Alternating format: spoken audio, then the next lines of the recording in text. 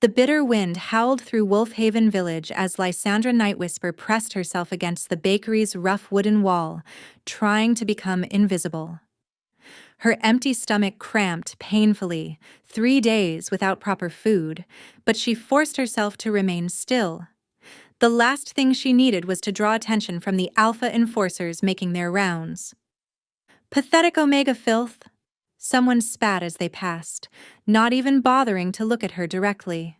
Lysandra kept her silver eyes downcast, her tangled midnight hair falling forward to hide her face. She'd learned long ago that making eye contact with higher-ranking wolves only invited trouble. In the northern territories of Valderis, your wolf determined everything. Alphas ruled, betas served, and omegas survived. Barely. Lysandra had been surviving for 23 years, ever since her parents died in the territorial wars. Without a pack's protection, without family status, she existed on scraps and seasonal labor. The other wolves could smell her omega nature. Weak, they said, worthless, and treated her accordingly. But today would be different. Today, she had a plan. The Moonrise Festival was beginning in Ironhold Citadel, the fortress where King Kalux Frostborn held court. For 1 week each year, the strict boundaries between wolf ranks supposedly dissolved.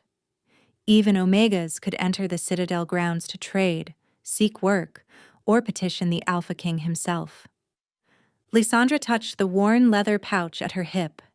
Inside were 3 precious silver coins, her entire savings from a year of mending clothes and cleaning houses. It would be enough to buy medicine for Zephyra, her younger sister, whose lungs rattled with each breath. The healer in Wolfhaven had stopped treating them months ago when they couldn't pay, but surely someone at the festival would help. Strange, how quickly her body seemed to recover from the small injuries life dealt her. Cuts that should take days to heal disappeared overnight. Bruises faded within hours. She'd always attributed it to youth, to determination, never questioning why her healing seemed faster than others. "You're going to the Citadel?" A familiar voice made her flinch. Mordecai Ashfang emerged from the shadows, his scarred face twisted in amusement. The alpha male had tormented her for years, finding sport in reminding her of her place. "The festival is open to all wolves," Lysandra said quietly, still not meeting his gaze.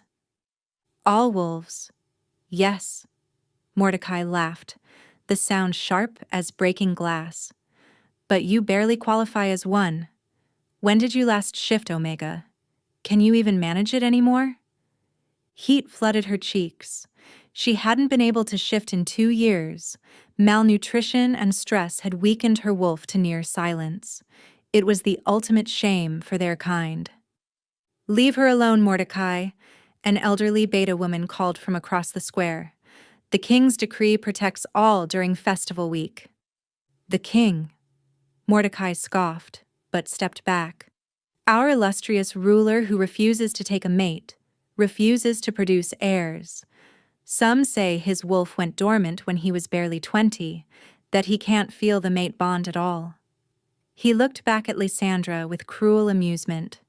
"Perhaps you should petition him, little Omega, a broken wolf for a frozen one." The other wolves in the square laughed, the sound following Lysandra as she hurried away toward the mountain path. Let them laugh. She wasn't going to petition the king. She just needed to find one healer willing to trade medicine for silver. The journey to Ironhold Citadel took 6 hours on foot. By the time Lysandra reached the fortress gates, her worn boots had split completely, leaving her feet bleeding. Yet as she paused to check the damage, she noticed the cuts were already closing, the pain fading faster than it should. She shook her head. Exhaustion was making her imagine things. The massive structure rose before her like a mountain of black stone and iron, impossibly vast, impossibly cold. Alpha guards flanked the entrance, their eyes tracking every movement. When Lysandra approached, One of them actually recoiled. "Omega," he announced, loud enough for everyone to hear. "Omega, entering the grounds." Heads turned, conversation stopped. Lysandra felt the weight of dozens of stares as wolves of every rank took notice. Some curious, most disgusted, all judging. She pulled her patched cloak tighter and hurried through the gates. The festival sprawled across the citadel's outer courtyard in a riot of color and noise. Merchants hawked their wares, musicians played, and wolves in their animal forms raced through designated runs. The scent of roasted meat made her stomach clench painfully, but she ignored it, searching for the healers' tents. That's when she felt it. A pull so sudden and violent it nearly brought her to her knees. Her wolf, silent for so long, suddenly surged to life within her. Not weak or quiet anymore, but raging, desperate, clawing at her insides with a need she'd never experienced. Her vision sharpened, her hearing intensified, and every instinct screamed one word: mate. "No," Lysandra whispered, horror flooding through her. "Not here. Not now." The crowd parted suddenly, wolves dropping to their knees in submission. Through the sea of bowed heads she saw him. King Kalux Frostborn stood on the citadel's grand balcony, addressing the festival crowd. Even from this distance, his presence was overwhelming. Tall, broad-shouldered, with hair so pale it seemed made of moonlight itself. Power radiated from him in waves that made the air feel heavy. At 50 years of age, he carried the weight of 30 years without his wolf's full presence, yet remained the strongest alpha anyone had seen. But it was his eyes that trapped her. Pale as winter frost, colder than the mountain peaks, they swept across the crowd with detached authority. Until they found her. The world stopped. Lysandra saw the exact moment recognition hit him. His controlled expression cracked, those frigid eyes widening in shock. His massive frame went rigid, hands gripping the balcony's stone railing so hard she heard it crack from across the courtyard. Then his wolf's presence slammed into her like an avalanche. Where hers was desperate and yearning, his was furious, a primal rage at finding what he'd never wanted. An Omega, the lowest of the low, his mate. "Find her!" The king's voice boomed across the courtyard, but Lysandra was already running. She crashed through the crowd, her weak body suddenly flooded with adrenaline. Behind her, she heard chaos erupting, guards shouting, wolves transforming, the king's beta, Thaddeus Ironmoon, barking orders. But loudest of all was the sound that would haunt her forever. King Kalux's roar of fury when he realized his mate was running from him. Lysandra darted into the narrow alleys between merchant stalls, her heart hammering against her ribs. She'd heard stories of wolves who rejected the mate bond, who fought against fate's choice. But she'd never heard of an Alpha King's wolf choosing an Omega. This couldn't be happening.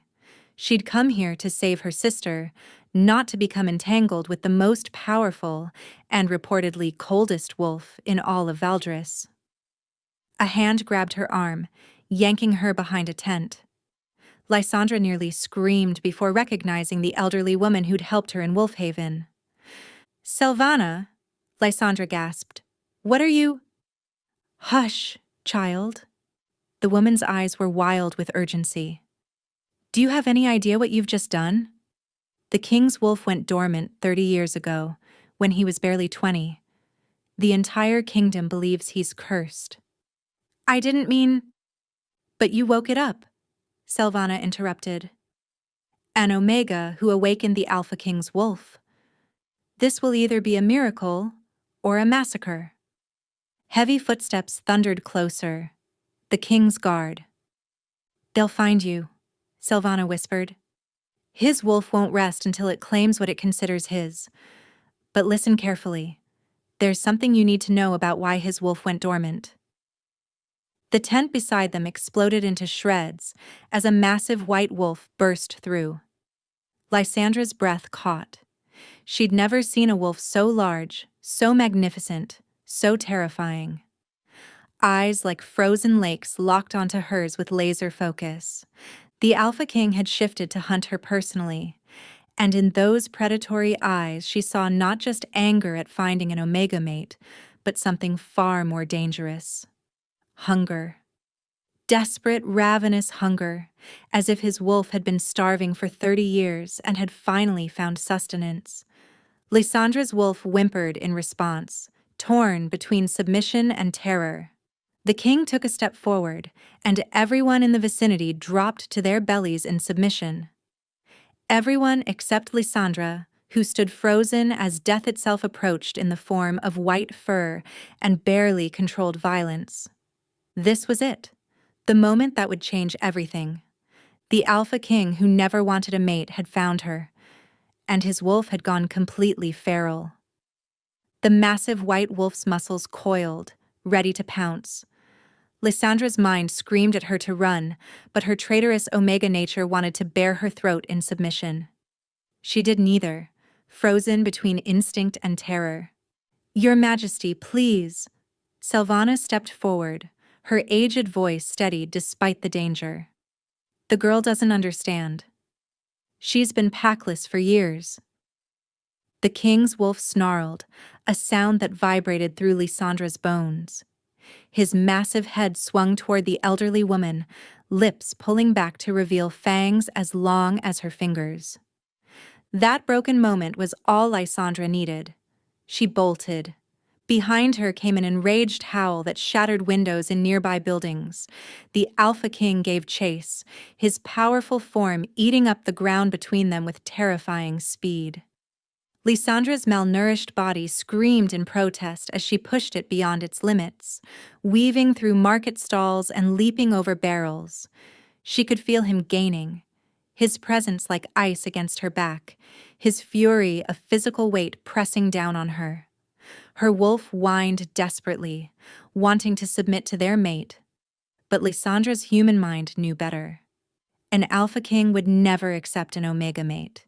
He would kill her for the insult to his bloodline, or worse, keep her locked away to prevent anyone from knowing his wolf had chosen so poorly. A narrow passage between two stone buildings appeared ahead. Lysandra dove for it, knowing her smaller size was her only advantage. She heard the king's wolf skid on cobblestones, too large to follow immediately. It bought her seconds at most. She emerged in the citadel's inner courtyard where hundreds of higher-ranking wolves had gathered for the festival's opening ceremony. They scattered in shock as she burst through, followed moments later by their transformed king. "Nobody move!" Thaddeus Ironmoon's voice rang out. The king's beta stood on a platform, his amber eyes calculating. "Let his majesty handle this." Lysandra wanted to scream at the injustice. Handle this? Like she was a rabid animal to be put down? She spotted a servant's entrance to the citadel proper and sprinted for it, but white fur flashed in her peripheral vision. The king had circled around, cutting off her escape. He stalked toward her slowly now, certain of victory. The crowd formed a living wall around them. No escape. His crystalline gaze held a predatory intelligence that made her knees weak. Then something unexpected happened. The king's wolf stopped just out of reach and began to shift. The transformation was mesmerizing, white fur receding, bones reshaping, until King Kalux Frostborn stood before her in human form. He wore only loose pants, his chest bare despite the mountain cold, revealing scars from countless battles. His pale hair fell past his shoulders, and those devastating eyes hadn't warmed a single degree. "Omega?" His voice was winter wind-given sound, controlled but with dangerous undertones. "You run from your king?" "I run from a wolf who wants me dead," Lysandra managed, her voice barely a whisper. Something flickered in his expression. Surprise. Dead. You think I would kill my own? He cut himself off, jaw clenching. You know nothing of what you've done. Then enlighten me, Your Majesty. The words escaped before she could stop them, years of suppressed anger giving her courage. Tell me why the great Alpha King is hunting a worthless Omega through his own citadel. Gasps echoed through the crowd. Nobody spoke to the king that way, especially not an Omega. Calyx took a step forward, and Lysandra's wolf immediately cowered inside her. His power was suffocating this close, like standing in a blizzard. 30 years, he said quietly, but his voice carried to every ear. For 30 years, since I was 20, my wolf has been dormant, nearly dead. The healers said it was dying, taking my ability to feel the mate bond with it. The kingdom needs an heir, but I couldn't feel what every wolf is born knowing. His gaze bored into hers. Then you walked through my gates, Omega, and my wolf didn't just wake, it exploded to life, screaming one word. He paused, the muscle in his jaw ticking. Mine. The crowd's shock was palpable. Lysandra felt the blood drain from her face. But I'm weak? Packless? Omega? Calyx's laugh was bitter. Yes, you're all of those things. The moon goddess has a twisted sense of humor, pairing the strongest alpha in Valdris with the weakest wolf in the territories. The words cut deeper than claws. Lysandra's eyes burned with unshed tears, but she refused to cry before these people who already saw her as nothing. Then reject me, she said, lifting her chin despite her terror. Reject the bond and let me go. The king went completely still. When he spoke, his voice had dropped to something dangerous. Reject the bond? After 30 years of feeling nothing? He moved closer, and she caught his scent. Pine forests and winter storms and something wild that made her wolf keen with longing. My wolf would tear me apart from the inside. Your Majesty, Thaddeus interrupted carefully. Perhaps we should continue this discussion privately. Silence. Calyx never looked away from Lysandra. The Omega comes with me. No. Lysandra stepped back, only to hit the wall of watching wolves. I won't be your prisoner. Prisoner? The king's pale gaze flashed. You're my mate. A mate you clearly despise. The words burst out, years of rejection and pain fueling her defiance. I won't be kept in some tower while you pretend I don't exist. Won't be your shameful secret. Her words cut off as the king moved with inhuman speed, backing her against a stone pillar. He didn't touch her, but his presence surrounded her completely. This close, she could see gold flecks in his frost-colored eyes, could feel heat radiating from his skin despite his cold reputation. Listen carefully, little Omega. His voice was soft, but somehow more terrifying for it. My wolf has been dormant for 3 decades. Now it wants to claim you here. Before everyone, consequences be damned. The only reason you're still standing unclaimed is my control. Control that is rapidly failing. Lysandra's wolf practically purred at the promise in his words, even as her human side trembled. I don't understand. No, you don't. His hand rose to hover near her face, not quite touching. You don't understand that without my wolf, I've been slowly dying. You don't understand that you've given me back something I thought lost forever. And you certainly don't understand what it means when an Alpha King's wolf chooses someone after 30 years of silence. Then tell me, she whispered. His eyes darkened, pupils dilating. It means you're not just my mate, Omega. You're my wolf's salvation, and if you run again... His voice dropped to a growl. I won't be responsible for what happens when I catch you. Before Lysandra could respond, a new voice cut through the tension. Well, well. The cursed king finally found his mate. Mordecai Ashfang pushed through the crowd, other alpha wolves flanking him. His scarred face held malicious amusement. "And what a mate she is," he continued. "Tell me, Your Majesty, how does it feel knowing your wolf chose damaged goods? She can't even shift anymore." Kalux turned slowly, and the temperature seemed to drop 10 degrees. "You dare speak of my mate?" "I speak the truth." Mordecai shrugged. "She's been Omega trash in Wolfhaven for years. Weak, pathetic, probably hasn't had a proper meal in months. Your wolf must be more broken than we thought to choose." He never finished the sentence. The king's hand wrapped around Mordecai's throat before anyone could blink. The scarred alpha's feet left the ground as Kalux lifted him effortlessly, his pale eyes now glowing with an inhuman light. "You touched her." The king's voice was barely human, more wolf than man. "You tormented what is mine." Mordecai clawed at the king's grip, his face turning purple. The other alphas who'd come with him backed away rapidly, sensing death in the air. "Your Majesty," Thaddeus stepped forward cautiously. The law says I can kill anyone who threatens my mate," Kalux snarled. His fingers tightened and Mordecai's eyes bulged. "Stop!"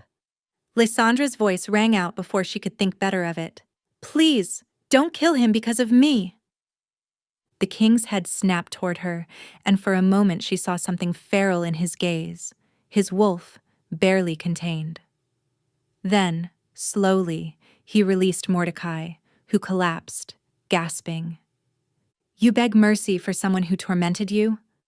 Kalux's voice held dangerous curiosity. "Death won't change what he did," Lysandra said quietly, "and I won't have blood spilled in my name." The king studied her for a long moment, then turned back to Mordecai. "You live because my mate wishes it. But if you speak her name again, if you come within 100 yards of her, I'll tear your throat out with my teeth." His voice dropped to sub-zero temperatures. "And I'll make it last." Mordecai scrambled away, his supporters helping him flee. The crowd began to disperse, whispering frantically about what they'd witnessed. The frozen king defending an Omega, nearly killing an Alpha for insulting her. "Come," Kalux commanded, turning back to Lysandra. "We have matters to discuss." "I'm not going anywhere with you," Lysandra said, though her wolf whined in protest. "I came here for medicine, not to be claimed by a king who's ashamed of me." His gaze flashed dangerously. "Ashamed?" "You said it yourself. Strongest alpha, weakest wolf. The moon goddess's cruel joke." The words tasted bitter. "I won't be your burden to bear." Something shifted in his expression, a crack in his icy composure. "Ragnar," he called, and a massive beta appeared. "Bring the healer Sylvana to my study. Tell her to bring remedies for lung sickness." Lysandra's breath caught. "How did you—" "Your scent carries worry sickness, fear for another, and you mentioned medicine." His attention never left her. "Your pack member needs healing." "My sister," she whispered before she could stop herself. "Sister." He processed this information. "Then she comes to the Citadel as well." "Ragnar, send wolves to Wolfhaven. Find the Omega's sick sister and bring her here gently. Ensure she has everything needed for comfort during travel." "You can't just—" Lysandra started. "I am king," he interrupted. "I can do exactly that. Your sister will receive the best healing in Valderis." He stepped closer, and her wolf practically melted. "But we talk first." Alone. Before she could protest, he'd scooped her into his arms.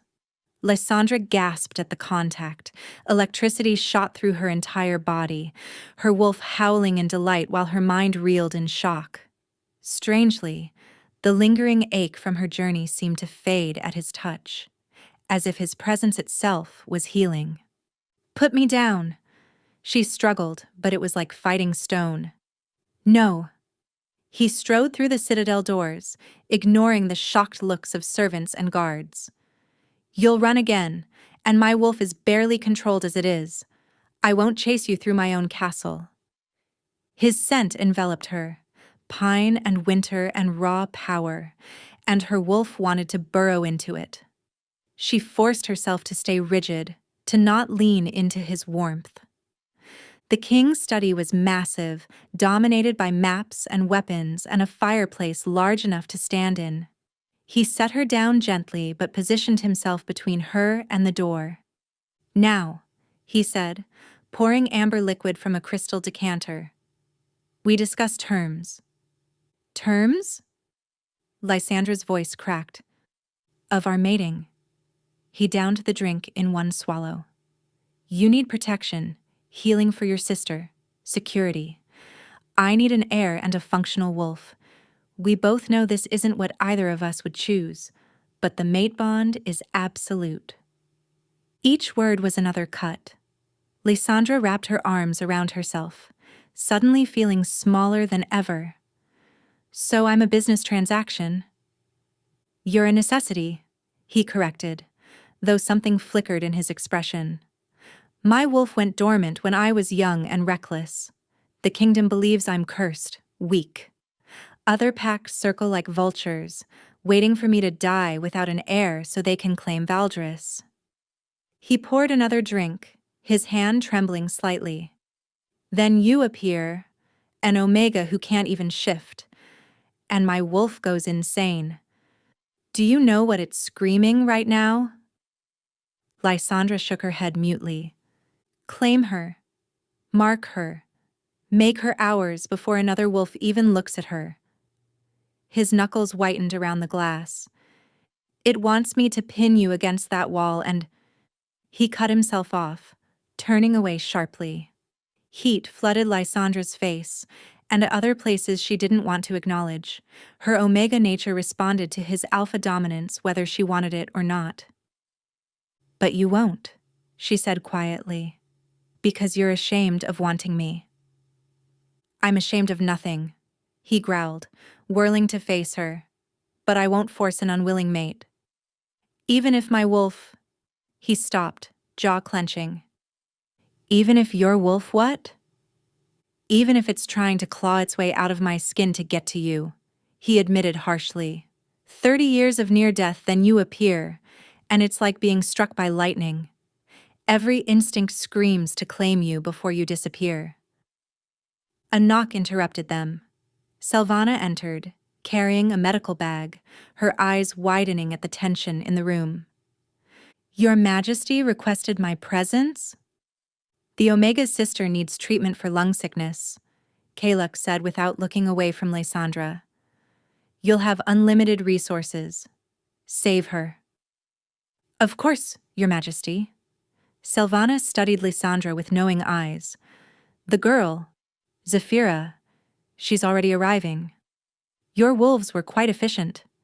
And Lady Lysandra, I should examine you as well. That rapid healing of yours is unusual for an omega. Lysandra stiffened. What rapid healing? Child, I've been watching you for years. Cuts that close in hours, bruises that fade overnight.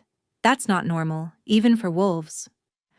Selvana's eyes gleamed with interest. There's something special in your blood.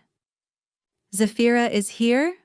Lysandra interrupted, starting toward the door, desperate to change the subject. Kalux caught her arm. The contact sent sparks through both of them, and his grip immediately gentled. Selvana will see to her first. We're not finished. The healer bowed and left quickly. Alone again, the air grew thick with unspoken tension. I won't share your bed, Lysandra said suddenly, desperately. I won't be that kind of mate. Something dangerous flashed in his pale gaze. You think I'd force you? I think you're an alpha king who takes what he wants. He moved so fast she didn't see it coming, caging her against the bookshelf with his arms, not touching but surrounding her completely. His scent was overwhelming this close, making her wolf drunk with need. "Let me be very clear, little Omega." His voice was rough velvet. "When you come to my bed, and you will, it will be because you're begging for it. Because your wolf is driving you as insane as mine is driving me. Because the mate bond demands completion and fighting it is agony." Lysandra's breath came in short pants. "Never." His laugh was dark. "Never? Your scent says otherwise. I can smell your arousal, taste your want in the air." Mortification flooded her. She ducked under his arm, putting distance between them. "You're wrong." "Am I?" He stalked toward her slowly. "Tell me you don't feel it. The pull. The need. Tell me your wolf isn't crying for mine." She couldn't, because it was true. Every cell in her body wanted to close the distance between them, to bare her throat in submission, to let him claim what the mate bond declared as his. "It doesn't matter what my wolf wants," she said instead. "I'm still human. I still have choice." "Choice?" He laughed bitterly. "You think I chose this? To want someone so desperately it feels like dying? To have my wolf completely feral after decades of control?" He ran his hands through his pale hair, momentarily vulnerable. "You've destroyed everything I built, Omega. My control, my distance, my very sanity." "Then reject me," she shouted. "End this before it goes further." "I can't." His roar shook the windows. His eyes were glowing full gold now, his wolf at the surface. "Don't you understand? 30 years of nothing than you. My wolf would rather die than let you go.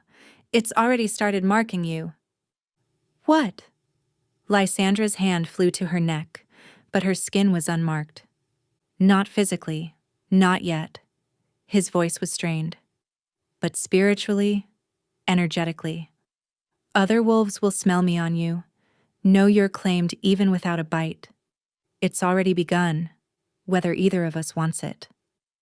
As if to prove his point, the door opened and a servant entered with refreshments, took one look at Lysandra, and immediately bared their throat in submission. To her. "See?" Kaluk said grimly. "In their eyes, you're already their queen." Before Lysandra could respond, her sister's voice echoed in the hallway, and everything else ceased to matter. Lysandra stared at the servant who remained in submissive posture, waiting for her acknowledgement. She'd never had anyone submit to her. Omegas were always at the bottom, receiving submission from no one. You can go," she managed awkwardly. The servant rose, bowing deeply. "Yes, my queen. I'm not—" But they were already gone.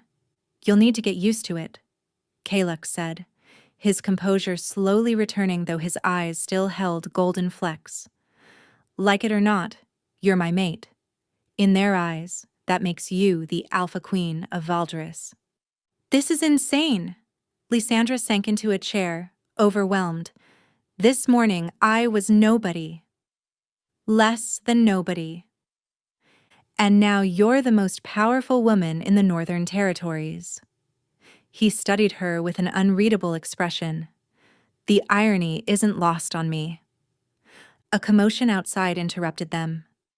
The door burst open and Zafira rushed in, very much alive and breathing clearly for the first time in months.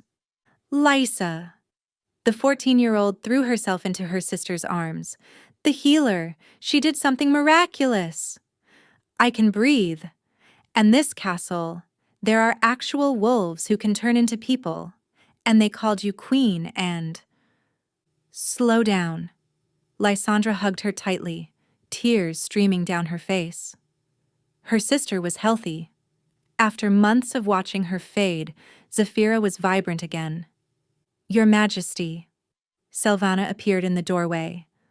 The young one's lungs were damaged but not beyond repair. "With proper care and my remedies, she'll make a full recovery." And I must say, her healing response was remarkably quick. almost as unusual as her sister's abilities. Then she'll receive everything needed, Kalux commanded. His harsh features softened almost imperceptibly as he watched the sisters embrace. Thank you, Lysandra whispered, meeting his gaze over Zephyra's head. Thank you for saving her. Something shifted in his expression, there and gone before she could identify it. She's pack now. We protect our own. Pack? Zephyra pulled back, eyes wide. We're in a pack? But we've been packless since your parents died, Kalux finished. Yes, I know. Ragnar is thorough in his intelligence gathering. He addressed Zephyra directly. You're under the Royal Pack's protection now. Both of you. Because Lysa is your mate? Zephyra asked with teenage directness. Lysandra's face burned. Zephyra --. Yes, Kalux said simply, though your sister seems reluctant to accept that fact. Zephyra looked between them, far too perceptive for her age. Is it because she's Omega? Our parents always said that shouldn't matter, that the moon goddess doesn't make mistakes. They said our bloodline was special, even if we couldn't prove it. Wise parents, Selvana murmured, studying both sisters with renewed interest. Zephyra, it's complicated, Lysandra started. It's not, Kalux interrupted. Your sister is my mate. That makes her the Alpha Queen, regardless of her designation. Anyone who challenges that challenges me. Will you mark her? Zephyra asked innocently. The other wolves said that's what mates do. The temperature in the room dropped several degrees. Kalux's hands clenched into fists, his control visibly fraying. That's enough questions, Selvana said quickly, recognizing the danger. Young one, let me show you to your chambers. You need rest after your healing. But now, Lysandra said firmly. Zephyra huffed, but allowed herself to be led away. Alone again, the air crackled with tension. She's right, Kalux said roughly. Mates mark each other. My wolf is going insane wanting to sink its teeth into your throat, to show everyone you're mine. But you won't, Lysandra said, though it came out as more of a question. Not without permission. He turned away, staring into the fireplace. Though fighting the instinct may kill me, already my wolf is... He stopped, shoulders tensing. Is what? Rejecting my control. It's never done that before, not in 50 years of life, but near you. He turned back, and his eyes were flickering rapidly between pale blue and gold. I should lock you in the tower for both our safety. Try it, Lysandra bristled. I'll escape. With what strength? You can't even shift. The words were cruel, but his tone held something else. Concern? When did you last transform? Shame flooded her. 2 years? 2 years? He stepped closer, frowning. That's impossible. The wolf spirit needs release, or it... His expression cleared with understanding. Or it goes dormant, like mine did. I couldn't afford to shift. It takes energy, calories I didn't have. Every time I tried, I'd pass out from exhaustion. His jaw clenched. You were starving. In my own territory, my mate was starving. I wasn't your mate then. The bond was always there, waiting, he said harshly. I should have felt it, should have known. He cut himself off with a growl. Your Majesty. Thaddeus appeared in the doorway, careful not to enter. The council is demanding an audience. News of your situation has spread. Let them wait, Kalux snarled. They're questioning the legitimacy of an Omega Queen. Lords Blackthorn and Silverpaw are particularly vocal. The king's eyes went full gold. They dare... My king, Thaddeus interrupted carefully. Perhaps Lady Lysandra should attend. Let them see her, sent the bond themselves. Absolutely not, Lysandra said. I won't be paraded like my mate? Calyx's voice was dangerous. Like what you are? The words stung. Like a possession. You're not a possession, he said through gritted teeth. But you are mine, as I am yours. The bond. Suddenly pain lanced through Lysandra's chest. She gasped, doubling over as agony spread through her limbs. Her wolf, dormant for so long, was suddenly fighting to surface. What's happening? She gasped. Calyx was beside her instantly, his hands gentle despite his earlier anger. Your wolf. Being near an alpha, your mate's alpha, is awakening it. But you're too weak for a shift. It hurts, she whimpered, hating herself for showing weakness. I know. His voice was surprisingly soft. He pulled her against his chest and the pain immediately lessened. My scent will calm it. Don't fight me. She wanted to protest but couldn't. His presence was like a balm to the agony. Her wolf practically purred at his nearness, even as her human side remained conflicted. More surprisingly, she felt warmth spreading through her. Not just comfort, but actual healing, as if proximity to him was mending something broken inside her. The council, Thaddeus reminded from the doorway. Can burn in hell, Calyx growled, but he stood, lifting Lysandra effortlessly. Send them away. Tell them they'll meet their queen when I decide, not before. That will cause problems. Then let them try something. The king's voice held lethal promise. I haven't had a proper fight in years. My wolf would enjoy the exercise. He carried Lysandra through corridors she was too pain-addled to memorize, finally entering a magnificent chamber dominated by a massive bed. Your room? She managed through gritted teeth. The queen's chamber is connected through that door, he indicated with his head. But you'll stay here tonight where I can monitor your wolf's awakening. That's not appropriate. Neither is letting my mate suffer alone. He set her on the bed, and she had to bite back a moan at how his scent surrounded her from the fabrics. Your wolf is trying to surface after 2 years of dormancy. It could kill you without an alpha's presence to ground it. As if to prove his point, another wave of pain crashed through her. Her back arched, bones trying to break and reshape. Don't fight it, Calyx commanded, his alpha power washing over her. Submit to it. I can't, she gasped. Too weak. Then submit to me, he growled.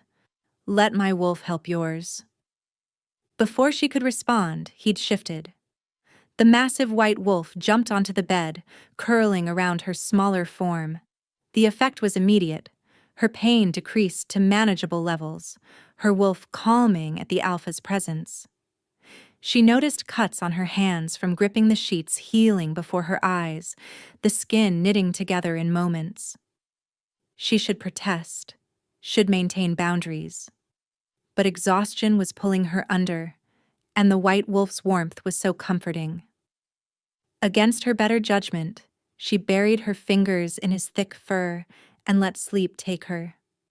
Just before unconsciousness claimed her, she heard voices in the hallway, the council members demanding answers, Thaddeus holding them off. Tomorrow would bring new challenges, but tonight, wrapped in her mate's protective presence despite everything between them, Lysandra felt safe for the first time in years. Her last thought was dangerous in its simplicity. Maybe being his wouldn't be so bad. Then darkness claimed her, and with it, dreams of frost-touched eyes turning warm just for her. Lysandra woke to sunlight streaming through unfamiliar windows and the absence of warmth beside her.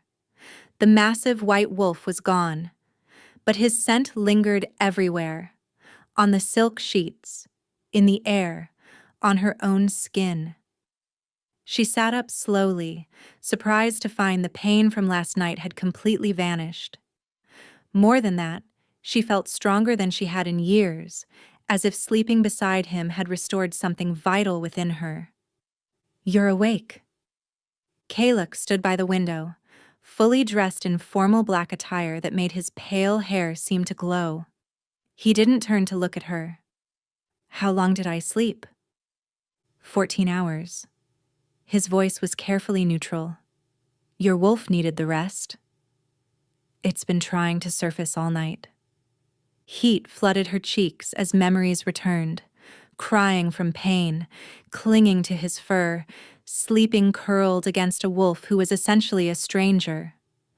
Worse, she remembered how her body had seemed to heal itself throughout the night, cuts and bruises fading as if they'd never existed. "Thank you," she said quietly, "for staying." "I had no choice." The words were sharp, but she caught something else in his tone. "My wolf wouldn't let me leave. It seems being near you has made it difficult to control." Before she could respond, Thaddeus entered after a brief knock. "Your Majesty, Lady Lysandra, the council is assembled. They're growing impatient." "Let them grow more impatient," Kaluk said coldly. "My king, Lord Blackthorn, has called for an official challenge to the mating claim. He says without a formal mark, Lady Lysandra's position can be contested." Lysandra's blood ran cold. "Contested how?" Thaddeus looked uncomfortable. "Any unmated alpha can challenge for the right to claim you instead. It's an ancient law, rarely invoked, but—" The window Kalux had been standing beside exploded outward, glass shattering from the force of his fist. Lysandra gasped as she saw his hand, bloody, with shards embedded deep, begin to heal immediately, the wounds closing before her eyes, just like hers had been doing. "They dare," he snarled, whirling around. His pale gaze now blazed pure gold, canines extended. "They would try to take what is mine?" "Not if you mark her first," Thaddeus said carefully. "A marked mate cannot be challenged for—" "No." Lysandra stood, wrapping the blanket around herself like armor. "I won't be marked to satisfy some political game." "This isn't a game," Kalux growled, his hand now completely healed. "Lord Blackthorn's son is unmated, strong, and has been eyeing the throne for years. If he challenges and wins—" "Wins?" Lysandra interrupted. "You mean fights you? For me? Like I'm a prize?" "That's exactly what it means," Thaddeus confirmed grimly. "Trial by combat. Winner takes the Omega." Rage flooded through Lysandra, hot and unexpected. Her dormant wolf stirred, sharing her fury. "I am not property to be won." "No, you're not," Kalux agreed, his voice dropping dangerously. "You're my mate, and I'll kill anyone who tries to claim otherwise." "There's something else," Thaddeus continued reluctantly. "Lord Blackthorn has been researching old bloodlines. He claims to have information about your heritage, Lady Lysandra. Information that could change everything." "My heritage?" Lysandra frowned. "I'm an orphaned Omega. There's nothing special about my bloodline." Kalux and Thaddeus exchanged a look she couldn't interpret. "We should face them," Kalux said finally, "but you need to be prepared. The council can be brutal." A knock interrupted them. Selvana entered with an elegant dress draped over her arm. "The council awaits." Lady Lysandra should be properly attired for her first appearance. The dress was exquisite, deep midnight blue that would complement her coloring perfectly, with silver embroidery that somehow seemed to shimmer with its own light. It was a queen's dress. "I can't wear that," Lysandra protested. "You can and will," Kalux said firmly.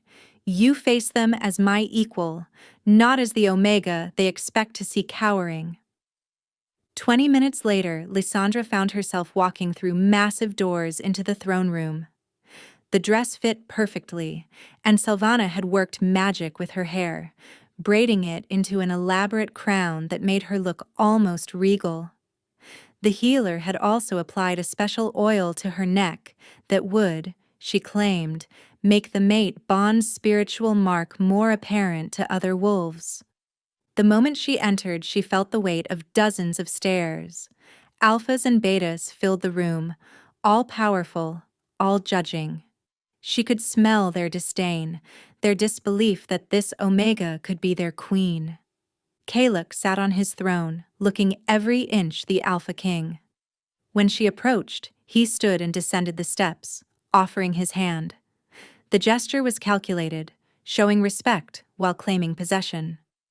Lords and ladies of the council, his voice carried absolute authority. I present Lady Lysandra Nightwhisper, my mate, and your future queen.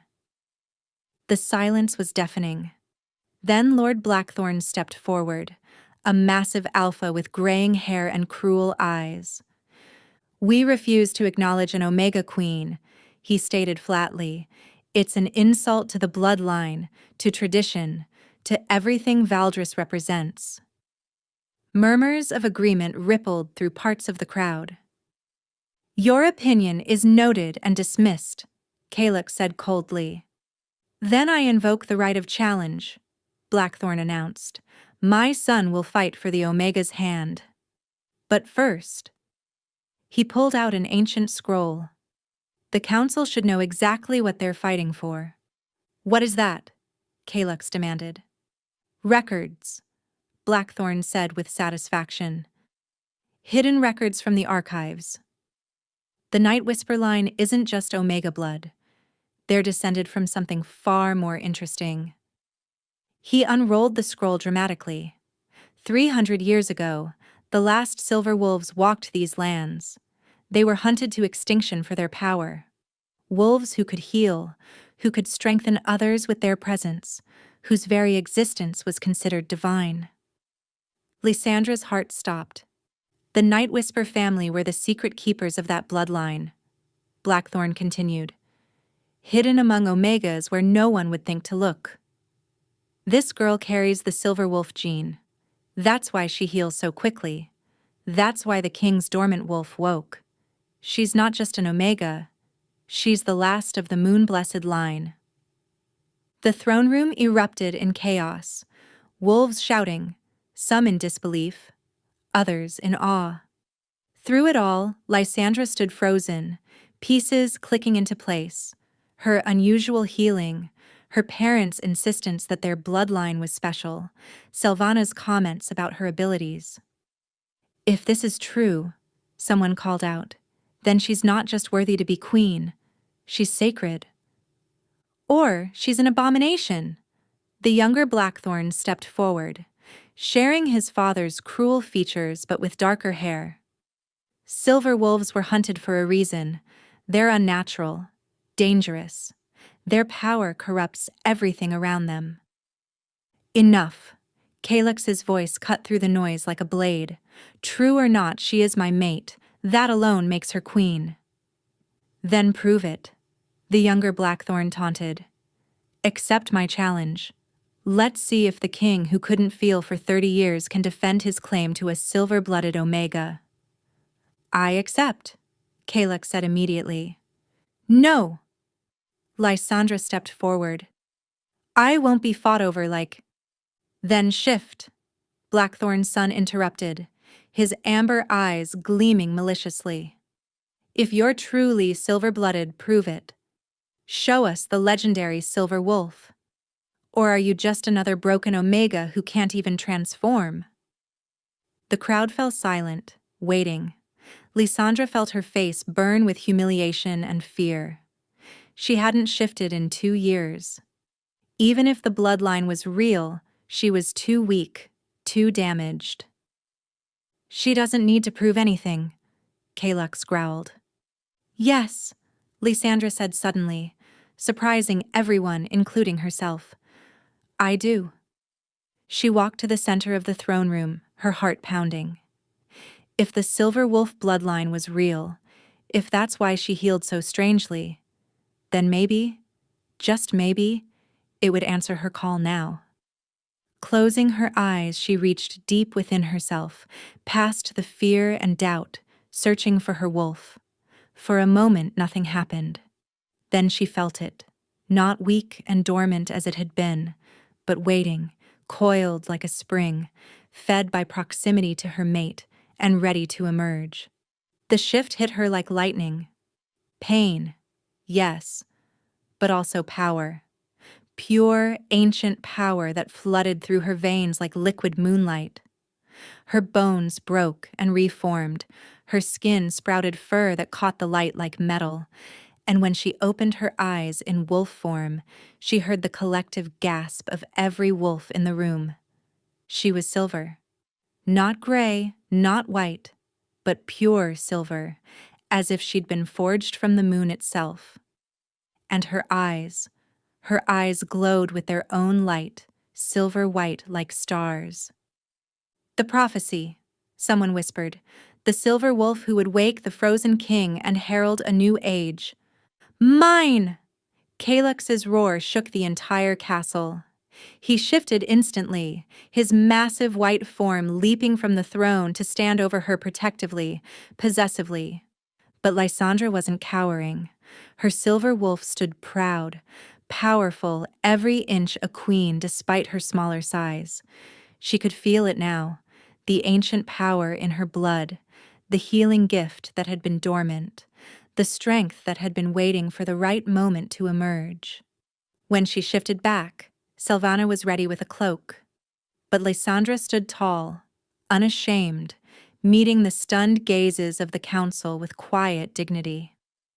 The challenge stands, the younger Blackthorn said, though his voice shook slightly. Silver blood or not, she remains unmated. I claim the right to fight for her.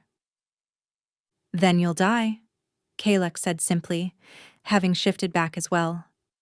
Tonight, under the full moon, and when I'm done with you, no one will ever question her place again. As the council dispersed to prepare for the evening's combat, Lysandra caught Calyx's arm. You saw it, didn't you? She said quietly. When I shifted, you weren't surprised. He met her gaze, and for once, his crystalline eyes held warmth.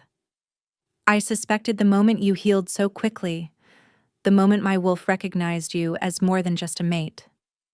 You're the miracle I never dared hope for, Lysandra, the silver wolf of legend, hidden in plain sight. I could have been nothing, she whispered, just an omega. You were never just anything, he said fiercely. But now they all know what I've known since I first saw you. You're extraordinary. The challenge would come with nightfall, but for now, standing beside him with her true nature revealed, Lysandra felt the first stirrings of belonging she'd never dared imagine. The arena was ancient, carved into the mountain itself beneath the citadel. By sunset, thousands of wolves had gathered, word of the challenge spreading like wildfire throughout the territories. An Omega who bore the silver wolf bloodline. A king whose dormant wolf had awakened after 3 decades. A fight that would determine the kingdom's future. Lysandra stood in the preparation chamber, her hands trembling slightly as Silvana helped her into ceremonial robes. The fabric was ancient, woven with silver thread that seemed to respond to her presence, glowing faintly in the torchlight. You don't have to watch, the healer said gently. Many mates choose to wait elsewhere during challenges. He's fighting for me, Lysandra replied, testing the newfound strength in her limbs. Ever since her shift in the throne room, she felt different. Stronger, more alive, as if claiming her silver wolf had awakened something fundamental within her. The least I can do is witness it. You care for him. It wasn't a question. I barely know him. The heart doesn't always require time, Sylvana said wisely, and your wolves have already chosen. The silver wolf bloodline. It bonds more deeply than normal wolves. Your healing gift. It's already started working on him, hasn't it? Lysandra thought of Calux's hand healing instantly after punching through glass. What do you mean? Silver wolves don't just heal themselves. They strengthen their mates, their pack. You've been sleeping beside him, and his body is already changing, becoming more resilient. It's why the silver wolves were so coveted and so feared. A knock interrupted them. Thaddeus entered, his face grave. Lady Lysandra, there's been a development. Lord Blackthorn has invoked the old way. What's that? A fight to the death. No surrender, no mercy. Only one wolf leaves the arena and... He hesitated. They've brought something. A weapon. Weapons aren't allowed in challenges. This isn't a normal weapon. It's wolfsbane extract, refined and concentrated. They claim it's to level the playing field against a king strengthened by silver wolf magic. Lysandra's blood turned to ice. That's poison. It could kill him. Only if the challenger manages to use it, Thaddeus said carefully. But yes, it's a risk. She was moving before she realized it, running through stone corridors toward the king's preparation chamber. She burst through the door without knocking. Calux stood shirtless, ritualistic marks being painted on his chest by the pack shamans, symbols of strength, victory, and claiming. His pale eyes immediately found hers, and she saw him catalog her distress. You know about the wolfsbane, he said quietly. You can't fight him. Not with poison involved. I've fought poisoned blades before. But she heard the concern beneath his casual tone. Not for me, she said desperately. This is insane. All because you refuse to mark me without permission? Something flashed in his gaze. Heat, hunger, barely controlled want. Would you prefer I took that choice from you? Bit you without consent like the animal they think I am? I'd prefer you didn't die for my honor. He moved toward her, and the shamans wisely retreated. This close, she could feel the bond between them humming with energy, stronger since her shift. His hand rose to cup her face, and she felt that strange warmth flow between them. Her silver wolf magic recognizing its mate. Your honor is worth dying for, he said softly. You are worth dying for. Why? The word came out as a plea. Why do you care so much? You barely know me. Don't I? His thumb traced her cheekbone. I know you spent your last coins to buy medicine for your sister. I know you fast so she can eat. I know you haven't shifted in 2 years because you put her needs before your own wolf's.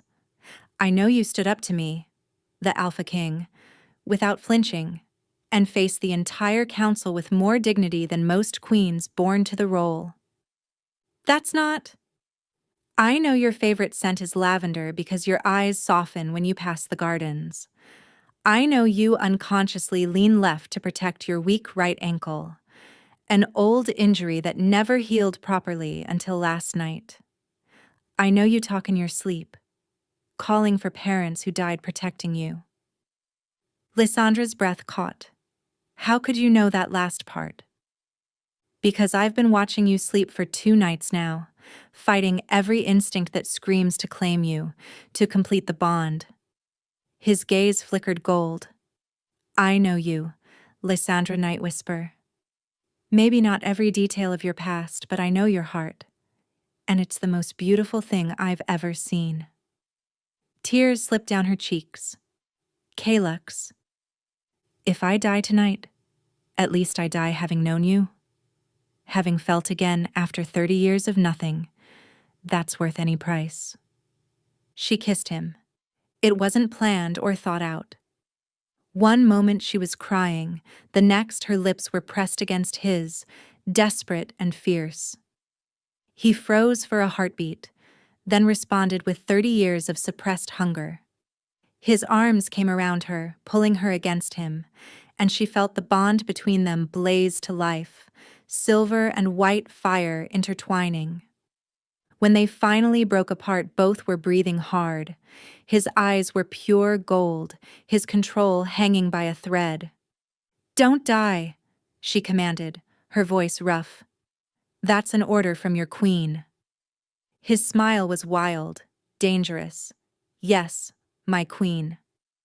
An hour later, the arena was packed beyond capacity. The full moon hung directly overhead, casting everything in ethereal light. Lysandra stood on the royal platform, Zephyra beside her, surrounded by the royal guard. Below, two wolves entered from opposite sides. The younger Blackthorn had shifted into a dark brown wolf, massive and scarred from previous battles. Around his neck hung a collar of sorts, leather infused with wolfsbane that would release its poison into his claws and teeth during the fight. But it was Calyx who drew every eye. His white wolf form seemed to glow under the moonlight, larger than any wolf had a right to be, moving with lethal grace. She could see the faint shimmer around him, her silver wolf magic's blessing, strengthening him whether she'd meant to give it or not. There was no ceremony, no countdown. Blackthorn attacked immediately, going for the throat with poisoned fangs. Calyx twisted away, but not fast enough. The challenger's claws raked across his flank, and Lysandra saw the wolfsbane's effect immediately. The wounds didn't heal as they should, instead spreading black veins under his white fur. The crowd roared. Lysandra gripped the railing, her newly awakened wolf snarling inside her. Blackthorn pressed his advantage, using the poison strategically, inflicting small wounds that wouldn't heal, weakening the king bit by bit. It was brilliant and cruel. Death by 1,000 cuts. But Calyx was learning, adapting. He stopped trying to heal and started fighting differently, using his superior size and strength to keep Blackthorn at distance. When he finally landed a blow, it was devastating, his jaws closing on the challenger's front leg with a crack that echoed through the arena. Blackthorn howled, limping now, but the wolfsbane collar remained intact. He circled warily, looking for another opening. That's when Lysandra felt it. A pull on her magic, desperate and instinctive. Calyx's wolf was calling to hers, not consciously but through their bond. He was weakening from the poison, his body starting to fail. Without thinking, she responded. Silver light erupted from her hands, invisible to most but blazing to those with magical sight. It flowed across the arena, wrapping around Calyx like armor. The black veins of wolfsbane began to recede, her silver wolf magic burning the poison away. "She's helping him," Lord Blackthorn shouted. "That's interference." "The match is void." "The mate bond allows it," Selvana's voice rang out with authority. "Silver wolf magic has always worked this way. They are one soul in two bodies. To forbid her aid is to forbid him from using his own strength." The crowd fell silent, watching in awe as the king's wounds began to close, the poison neutralized by his mate's power. The younger Blackthorn saw it too, desperation entering his amber eyes. He made one last desperate attack, launching himself at Calyx's throat. But the king was ready. With silver-strengthened power, he caught the challenger mid-leap, jaws closing on his neck, not on the collar, but just below it. There was a moment of perfect stillness. Then Blackthorn went limp. The challenge ended. The arena erupted in chaos. Cheers, shouts, howls of victory. But Lysandra was already running, shifting to her silver wolf form mid-leap as she vaulted from the platform to the arena floor. She reached Calyx just as he collapsed, the wolfsbane's cumulative effect finally overwhelming him. Her silver wolf pressed against his white one, and she poured every ounce of her healing magic into him, not caring who saw, not caring about anything but saving him. "Please," she begged through the bond, "don't leave me." His eyes opened, meeting hers, pale blue with gold flecks, warm and alive. "Never," came his response through their connection. "But mark me, complete the bond, let me be yours as you are mine." She didn't hesitate. Still in wolf form, she bit down on his neck, claiming him before thousands of witnesses. The moment her teeth broke skin, power exploded between them, silver and white light that made the full moon itself seem dim. When the light faded, both had shifted back to human form. Calyx pulled her against him, uncaring of their audience, and returned the mark, his teeth sinking into the junction of her neck and shoulder. The completed bond was like coming home. She could feel everything: his thoughts, his emotions, his absolute devotion. And he could feel hers, including the love she'd been trying to deny since the moment he'd saved Zephyra. "My queen," he murmured against her skin, "my silver wolf, my salvation." "My king," she replied, holding him just as tightly. "My mate, my choice." Lord Blackthorn approached, his face carved from stone. His son's body lay cooling in the arena sand, but he dropped to one knee, bowing his head. "I acknowledge the bond," he said formally. "The Silver Wolf has chosen, and the king has proven his claim. Long live the queen! Long live the queen!" The crowd took up the chant, thousands of voices united in acceptance of what they'd witnessed, not just a mating, but the return of something legendary. As Calyx helped her stand, as the crowd continued to cheer, Lysandra felt something shift in the air. Far to the east, she sensed a darkness stirring, as if her awakening had triggered something ancient and hostile. But that was tomorrow's concern. Tonight, she was marked, mated, and crowned in the eyes of all who mattered.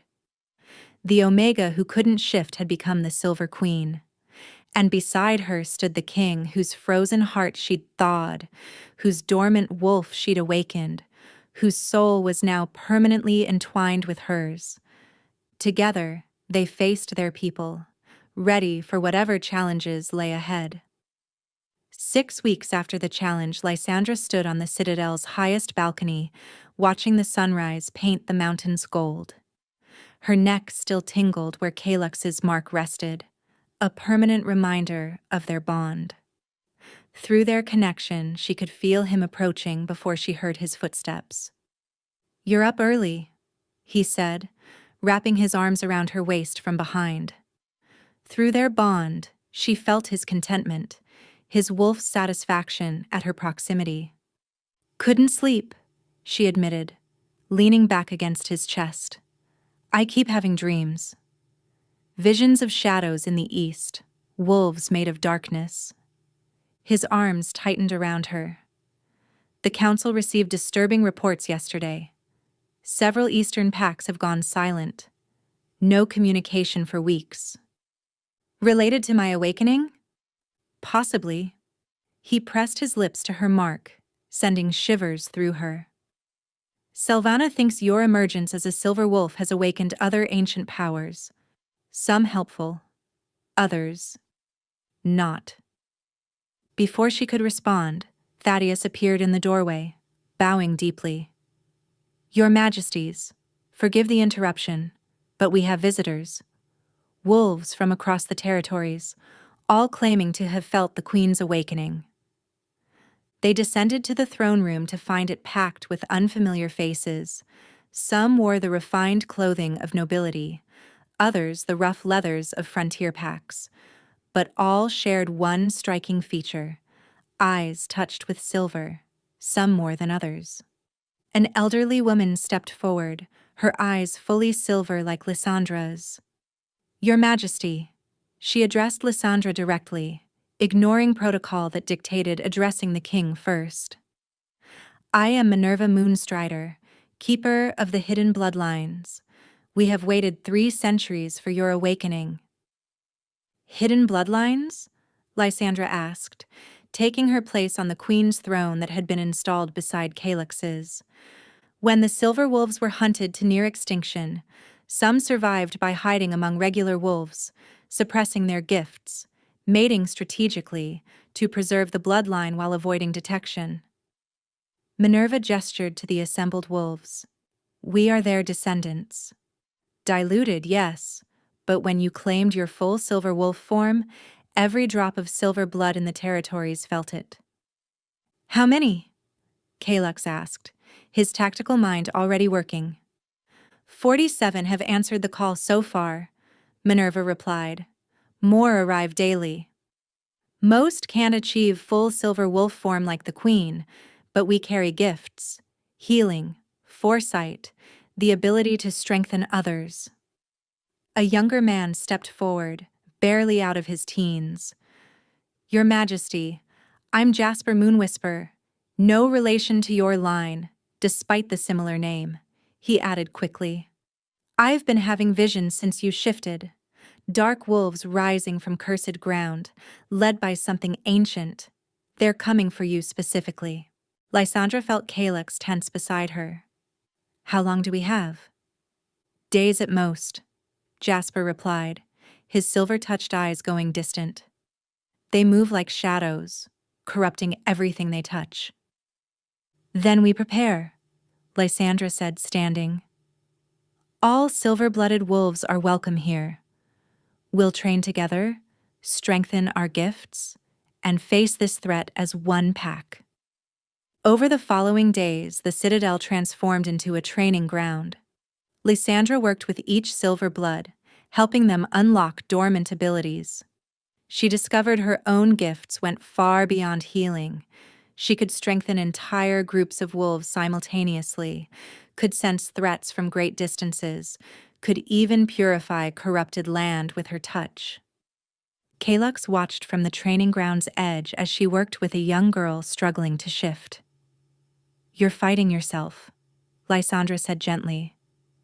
The silver wolf isn't separate from you. It is you, just in a different form. The girl closed her eyes and suddenly silver light erupted around her. When it faded, a small silver wolf stood where she had been, yipping with joy. Magnificent, Calyx murmured through their bond. She just needed encouragement. Lysandra replied the same way, warmth flooding through her at his praise. That night, as they lay intertwined in their shared chambers, Calyx traced patterns on her bare shoulder. The eastern packs have definitely gone dark, he said quietly. Ragnar's scouts report a spreading corruption. Wolves turn to shadow beasts. The ancient enemy Minerva spoke of, Lysandra said. The reason silver wolves were originally created, to fight the Shadow King. You think he's returned? I think something has. She turned in his arms to face him. My awakening didn't just revive the silver bloodline, it woke whatever has been sleeping in the east. His hand cupped her face. Then we face it together. The silver wolves and the crown united. Together, she agreed, kissing him deeply. Their moment was shattered by alarm bells ringing throughout the citadel. They dressed quickly, racing to the walls where Thaddeus waited with the guard. Your Majesties, he pointed toward the eastern road. Refugees. Through the darkness came wolves, hundreds of them, running in blind panic. Behind them, Lysandra saw something that made her blood freeze. Shadows that moved independently of any light source, flowing across the ground like living oil, consuming everything they touched. Open the gates, she commanded. Get everyone inside. The refugees poured through, many collapsing from exhaustion. Among them, Lysandra recognized the Alpha of the Eastern March, a proud wolf brought to his knees. Your Majesty, he gasped. The shadows came 3 nights ago. Anyone they touch becomes changed. Not dead, but not alive. They serve something calling itself the Void King. The Shadow King's true name, Minerva said, having appeared beside them. He who existed before the first wolves, who seeks to return the world to primordial darkness. How do we fight shadows? Calyx demanded. With light, Lysandra said, understanding flooding through her. That's why silver wolves were created. We're not just healers, we're living moonlight, the natural enemy of shadow. She stepped onto the wall's edge, looking out at the approaching darkness. Without hesitation, she shifted to her silver wolf form and howled, a sound that carried power, defiance, and challenge. Every silver blood in the citadel answered, their combined howls creating a harmony that made the very air shimmer. The approaching shadows actually recoiled, pulling back from the citadel walls. But in that darkness, something stirred. Eyes opened. Not two, but thousands, all focused on Lysandra with ancient hatred. Silver Wolf! A voice like grinding stone echoed across the distance. You should have stayed hidden. Now you'll watch your world consumed by darkness, starting with your mate. Dark tendrils shot toward Calyx faster than sight. Lysandra moved on instinct, leaping between them, her silver light flaring into a shield. The shadows struck and dissolved, but the force sent her tumbling. Calyx caught her, his own eyes blazing gold. Enough defense, he snarled. We take the fight to them. Not yet, Lysandra said, shifting back to human form. We're not ready. But I know how to buy time. She called the Silverbloods to the walls, instructing them to form a circle. Channel your light through me, she commanded. Trust me. They joined hands and Lysandra felt their combined power flow into her. It was overwhelming, intoxicating, more energy than any single wolf was meant to contain. But she held it, shaped it, and released it in a pulse of pure silver light that expanded outward like a dome. The shadows struck the barrier and shrieked, pulling back to beyond its edge. The citadel was protected, for now. Lysandra collapsed, caught immediately by Calyx. The barrier will hold for 3 days, maybe 4, she gasped. We need to gather all the packs, train the Silverbloods properly, and figure out how to fight something made of living darkness. You did it, he said, wonder in his voice. You actually pushed back the Void King. Temporarily, she corrected. He's ancient, powerful, and very angry. This was just the first test. Over the next 2 days, wolves arrived from every territory. The threat of the Void King had united packs that had been enemies for generations. Lords who had questioned Lysandra's right to be queen now begged for her protection. She worked tirelessly, training Silverbloods, strengthening the barrier, researching ancient texts with Minerva for any weakness the Void King might have. Here, Minerva said on the second evening, pointing to a passage in an ancient tome. The Void King was defeated once before, sealed away by 13 silver wolves who gave their lives to create a prison of eternal light. 13, Lysandra murmured. We have 40, 7 Silverbloods, but only a handful can achieve full form. You're stronger than the ancient silver wolves? Minerva said. Your bloodline is pure, enhanced by your mate bond with an Alpha King. You might not need to sacrifice anyone if you can find another way.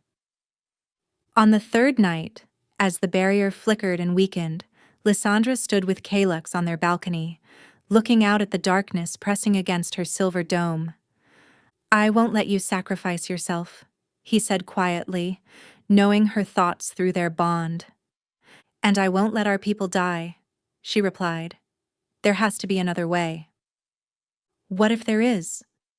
Zephyra's voice startled them both. The young girl stood in the doorway, her eyes showing the faintest touch of silver. What if the answer isn't sacrifice but unity? What do you mean? Lysandra asked, pulling her sister close.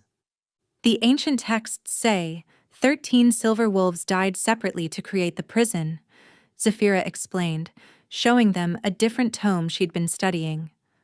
But what if they didn't need to die? What if they just needed to combine their power, like you did to create the barrier? Lysandra's eyes widened. Not 13 deaths, but 13 silver wolves channeling together. With you as the focal point, Kalux added, understanding dawning. And with the mate bond amplifying your power. We could create something stronger than the ancient prison, Lysandra finished. Not just contain the Void King, but destroy him entirely. Dawn broke on the 4th day with the barrier failing.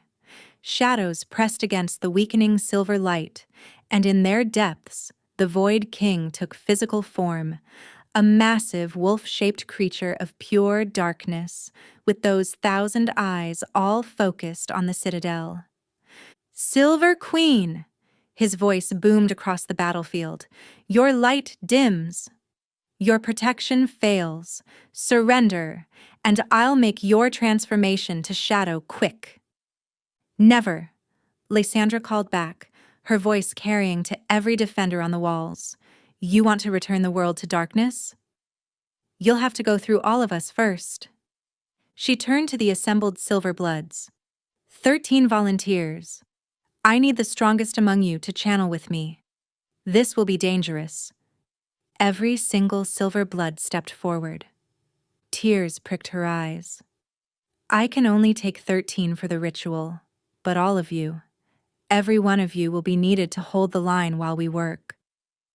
Minerva selected the 12 strongest, those who could shift to partial silver form. They formed a circle in the courtyard with Lysandra at its center, while the remaining Silver Bloods and the regular wolf warriors prepared to defend the walls. Whatever happens, Lysandra told Kalux, know that I love you. And I love you, he replied, kissing her fiercely. Now save our kingdom, my queen. The shadows broke through the failed barrier like a black tide. Wolf warriors met them head-on, led by Kalux in his massive white form. The battle was brutal. Shadows against fang and claw, darkness trying to corrupt everything it touched. In the courtyard, Lysandra and the 13 began their ritual. They shifted to wolf form, 12 partial silver wolves surrounding one pure silver queen. Power flowed between them, building with each breath, each heartbeat synchronized.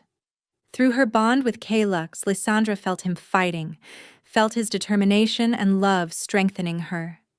She pulled on that bond, using it to amplify the silver light growing within their circle. Now, she howled, and 13 voices joined as one. Silver light exploded upward in a pillar that pierced the clouds. It spread outward in waves, each pulse destroying shadows, purifying corrupted wolves, pushing back the darkness. The Void King roared in rage and pain, his form beginning to destabilize. Impossible! I am eternal. I am... You are nothing, Lysandra declared, her voice echoing with the power of 13 silver wolves, amplified by the mate bond, strengthened by the love of her pack. You are the absence of light, and we are the moon's children. Be gone. The final pulse of silver light was so bright it turned night to day. It struck the Void King directly, and he screamed as his form unraveled. Those 1,000 eyes closing one by one until nothing remained but wisps of shadow that dissolved in the silver radiance. Across the battlefield, corrupted wolves were freed, shadows evaporated, and the eastern darkness that had threatened to consume everything was gone.